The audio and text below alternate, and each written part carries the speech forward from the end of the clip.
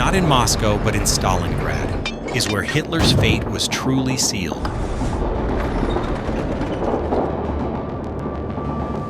This video takes you back to the summer of 1942 when Nazi Germany launched Operation Blau, aiming to seize the oil fields, cut the Volga, and strangle the Soviet Union once and for all.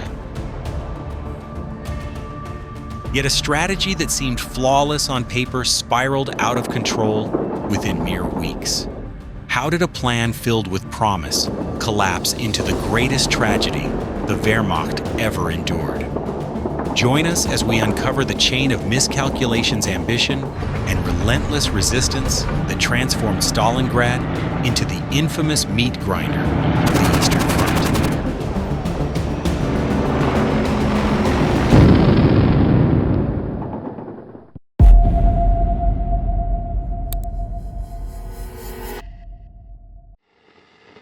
The years 1941-1942 marked the moment when Nazi Germany's illusions of easy victory began to collapse layer by layer.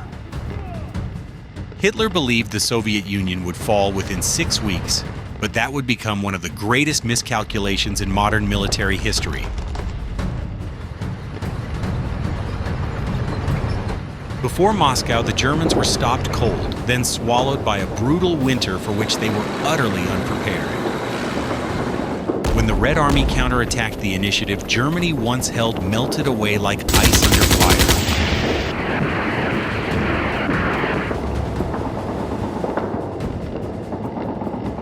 At the same time, an even greater problem emerged.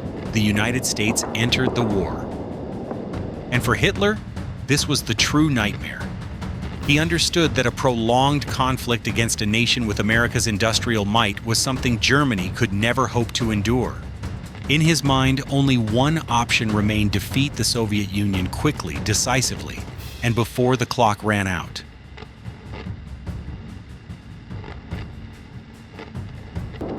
But to do that, Germany needed something.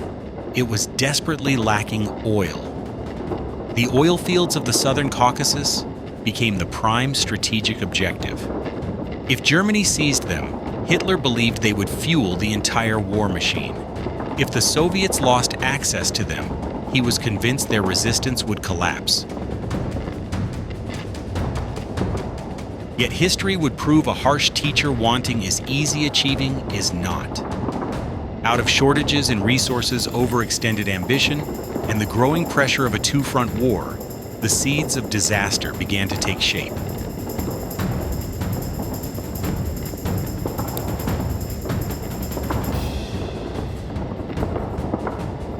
By early 1942, Germany was forced to face an uncomfortable truth: they had survived their first winter in the Soviet Union.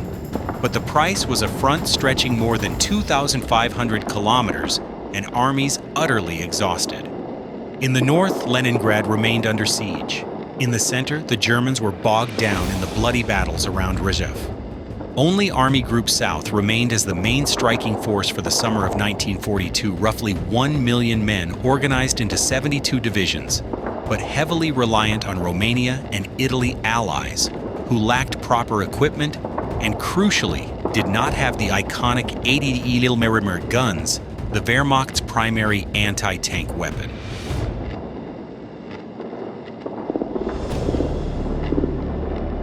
And from these weaknesses, Hitler still intended to carve out a decisive victory.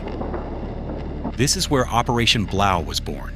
Its opening phase sounded promising: break the Soviet lines, seize Voronezh, then encircle the entire Red Army in eastern Ukraine. But the next objectives revealed the true scale and recklessness of Hitler's ambition.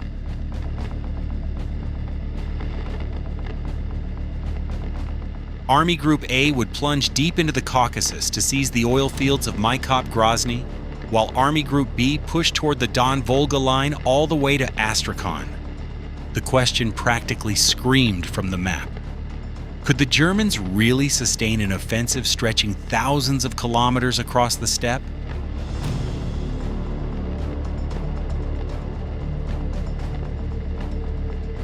The answer began to emerge the moment Blau started. Logistics were collapsing, supply routes grew impossibly long, elite units had been siphoned off to other fronts. And above all, the Germans underestimated a Soviet Union that was mobilizing over 1 million fresh troops alongside newly formed tank armies. Blau was not merely a bold plan, it was a step onto thin ice. And the German High Command had no idea just how quickly that ice was about to crack beneath them.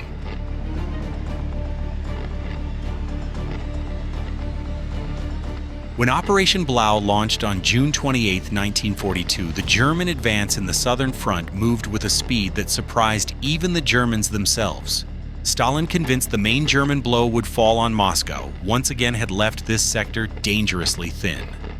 The Red Army here retreated in chaos, creating gaps so large that German commanders believed that with just one more push, the entire Soviet defensive line would collapse.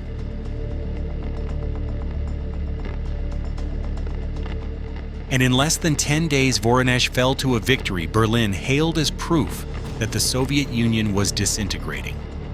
But was it truly that simple? As the Germans attempted to close their massive encirclement along the bend of the Don River, they discovered something alarming. The enemy was no longer fleeing blindly. Instead, the Red Army was withdrawing deliberately, maintaining just enough distance to stay safe, while avoiding the encirclement traps that the Wehrmacht desperately tried to spring. German pincers kept snapping shut on empty air. And here in these small, almost invisible failures, the first cracks in Hitler's grand design began to show. Cracks that would soon widen into the catastrophe that defined the next stage of the campaign.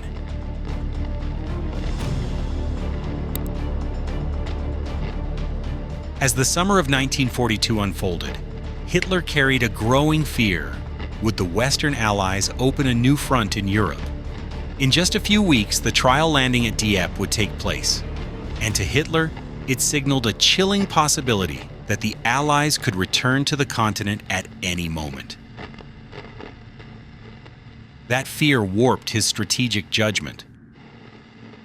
Instead of concentrating on destroying the remaining Soviet forces in the south, Hitler made a decision on July 23rd that many historians consider the turning point of the entire campaign. He split his armies, one thrust toward the Caucasus to seize the precious oil fields, the other toward Stalingrad and the Volga. But dividing an already overstretched force with logistics at the breaking point was nothing short of carving deeper into an open wound. Supplies plummeted, stockpiles dwindled. Along their advance routes, German troops were forced to rely on whatever they could gather locally, but the harvests were ruined, and many units survived only by slaughtering their horses for food. As these hardships piled up, one truth became unmistakable: the campaign was slipping out of Germany's control. And from this moment on, the road to Stalingrad would no longer be a march of triumph. It would become an entry into a labyrinth with no way out. When Hitler split his forces on July 23rd, he set Germany on a path that could only go one way forward, with no possibility of turning back. And that path led straight into disaster. From that very moment, the gears of Operation Blau began sliding off their intended course, pushing the campaign into its next phase: the desperate race toward the Caucasus and the drive toward Stalingrad.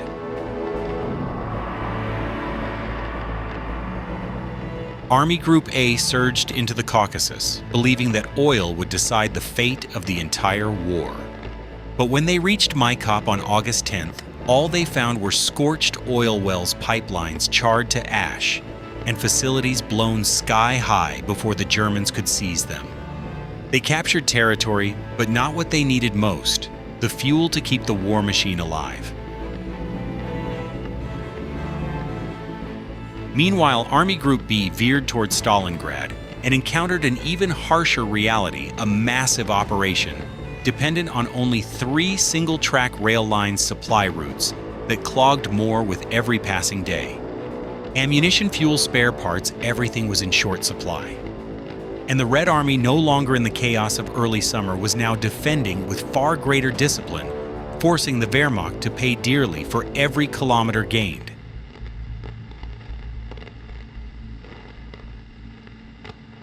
By August 23-24, the Germans saw Stalingrad for the first time, its skyline rising through a red haze of smoke and fire from relentless air raids. What they did not yet know was that they were staring at the battlefield that would become the bloodiest urban inferno of the Second World War, and the place where Operation Blau would be shattered beyond repair.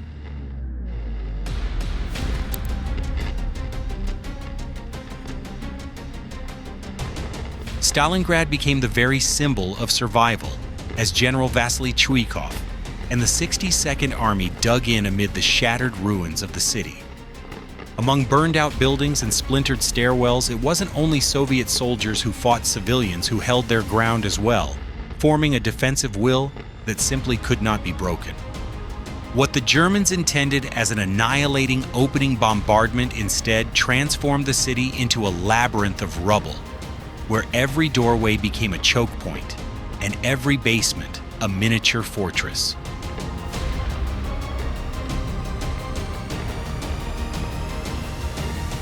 In that brutal environment, the Red Army's advantages became unmistakable. They excelled at close-quarters combat, advancing wall by wall, floor by floor. Snipers turned every street into a killing ground, and the supply lines across the Volga, though battered, continued to function even as winter closed in.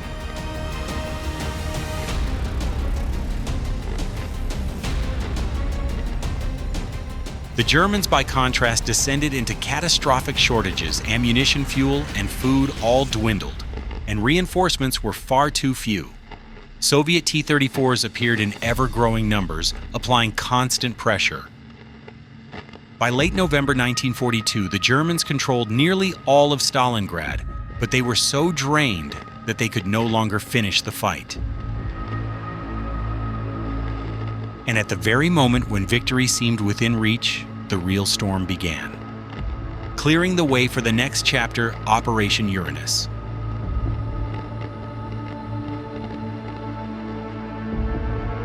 After months of brutal, grinding combat amid the shattered districts of Stalingrad, both sides were exhausted. But while the Germans were being worn down day after day on the far bank of the Volga, the Soviet Union was quietly preparing a decisive move.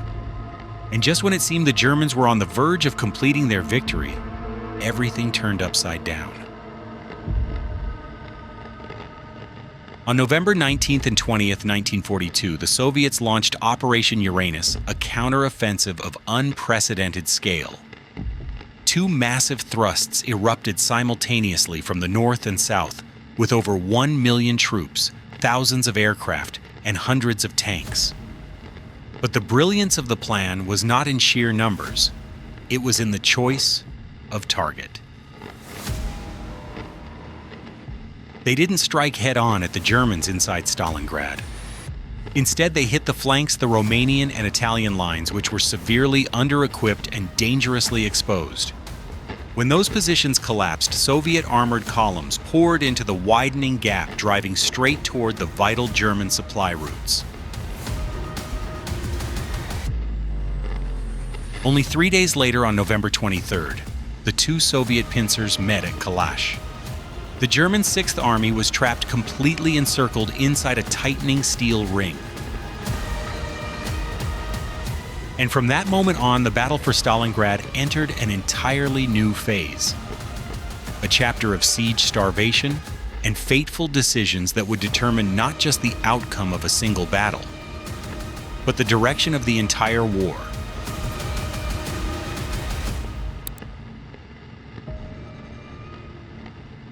When the jaws of Operation Uranus slammed shut and the German 6th Army was completely isolated, Stalingrad ceased to be a battle. It became a life-or-death test for the entire Nazi war effort. And from this moment, we enter a new chapter, the frantic, hopeless attempts to save what could no longer be saved.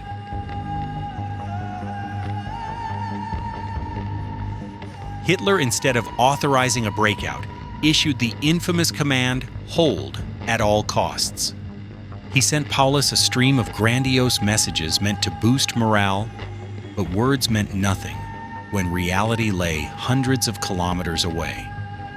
The Luftwaffe did not have enough aircraft, not enough cargo capacity, and not enough ability to push through the freezing winter skies to supply more than 250,000 teams encircled men. Their single remaining hope was Erich von Manstein. He organized a bold relief operation driving his armored spearhead to within mere dozens of kilometers of Paulus.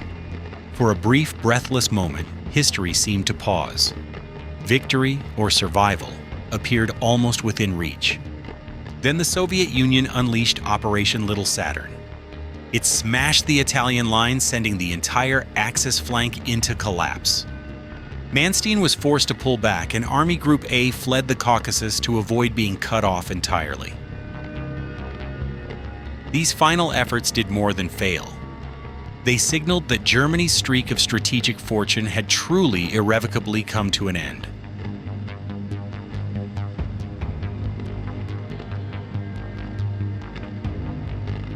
And when every rescue attempt had shattered, we enter the final act of the Stalingrad tragedy, where an army once hailed as the pride of Hitler now stood as nothing more than a hollow shadow of itself.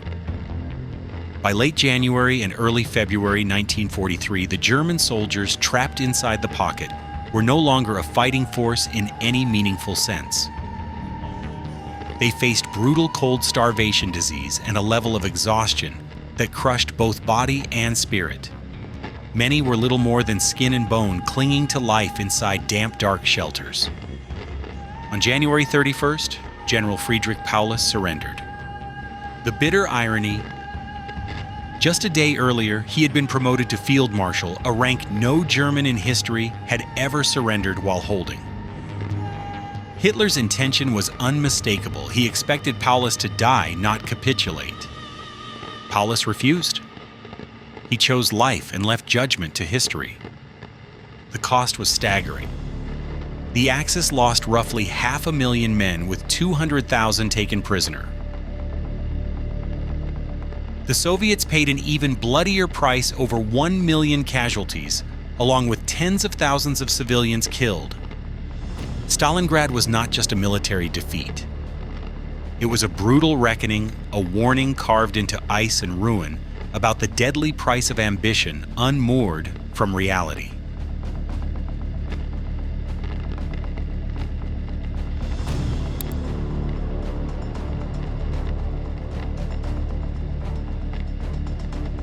As the final relief efforts dissolved into the frozen winds of the Volga, one undeniable truth emerged. Stalingrad did not merely end a battle, it ended Hitler's entire Eastern illusion. From this moment onward, the German army was forced into a relentless westward retreat, each kilometer reclaimed by the Soviets paid for in German blood.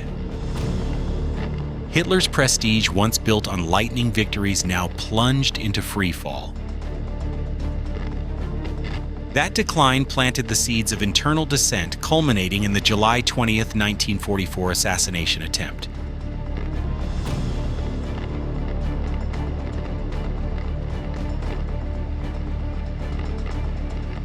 For the Soviet Union, Stalingrad marked the true maturation of a military superpower, a victory that granted it the authority to reshape the map of Europe after the war.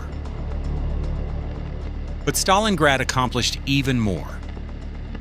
It snapped the string of luck Germany had enjoyed defeat at El Alamein, the Allied advance into North Africa and Italy, edging toward collapse.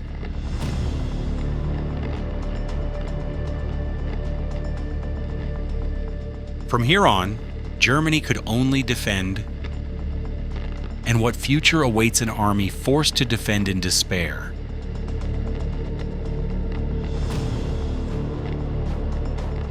Stalingrad was not simply a turning point. It was the moment the world itself shifted.